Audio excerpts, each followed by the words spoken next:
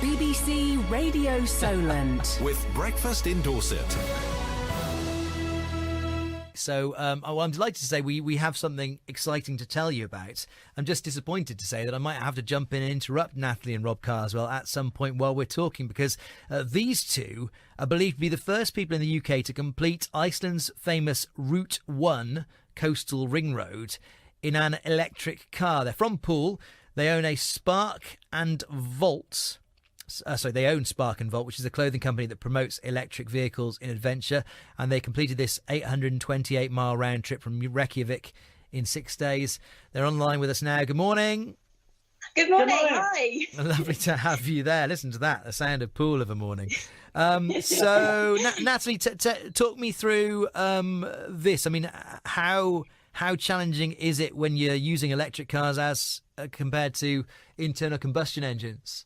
Well, we obviously love electric cars. I mean, the reason we went to Iceland is because it has the most amazing terrain. So you're up and down mountains, there's off-road, it's crazy, and it's such a beautiful place. So we thought, you know what, electric cars, they get dissed a lot. We're going to go around there and prove how amazing they are. And so we just set off, we worked it out, and they are amazing. I mean, going up mountains in an electric car is so much better than the combustion engine because they just zoom off. You don't have to go down gears. You don't even know you're going up a hill. It's just fantastic. And the scenery is outstanding. Rob, and of course, we're not polluting it as we go either. So it's wonderful. Well, Rob, I'm trying to think, Rob, there's a phrase I feel like I'm familiar with from the world of electric car ownership. Is it range anxiety? Range anxiety. This is really the creeping fear that you get when you're waiting to know if you've got enough power to get you where you need to go.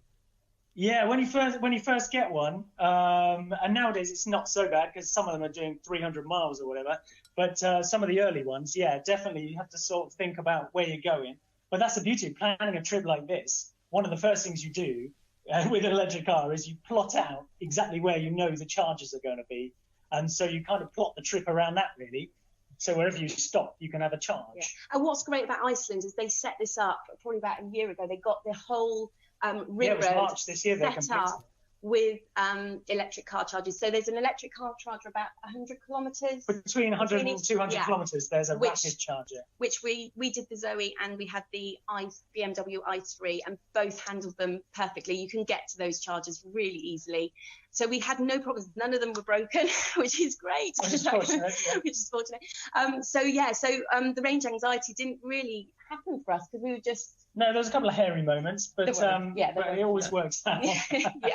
Good to hear. And I don't know how things are nowadays. So with the Renault Zoe and the BMW i3, you can presumably presumably do more than the 100 kilometres that there is between these charging points. Oh, definitely. And sometimes we skipped past the charger to get to different places, and we could take some really nice detours off to go and see some amazing scenery. Yeah, definitely. The Zoe was actually, you could go further, but it took a lot longer to charge. So we only obviously had the 6 days, and so we had to charge round. So we ended up in the i3 in the north of Iceland to do the rest of the journey, so we could speed around. But if you had more time, the Zoe could take you much further off, because I think it did about 200. Was it 200 miles? 240 kilometres or something. 240 kilometres, sorry. Wow. Yeah, so it, depending on the car, will depend on how far you can go. But yeah, it's brilliant. And when we say that you're believed to be the first people from the UK to complete this coastal ring road, is that because doing the whole thing is uncommon, or is it because of this newly, in an electric car, newly raised power points, charging points that have allowed that to happen these days?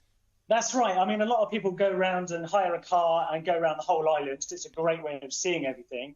But they've only really recently just completed the rapid charging network to complete the whole circuit.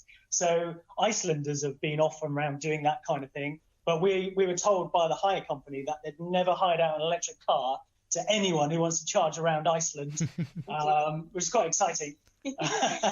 Very good. Well, I'll have to come around and see your slideshow one of these days. Definitely. Great shots.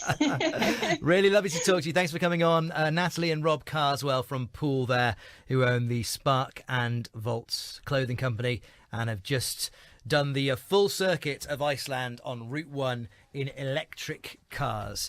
8:45, breakfast in Dorset.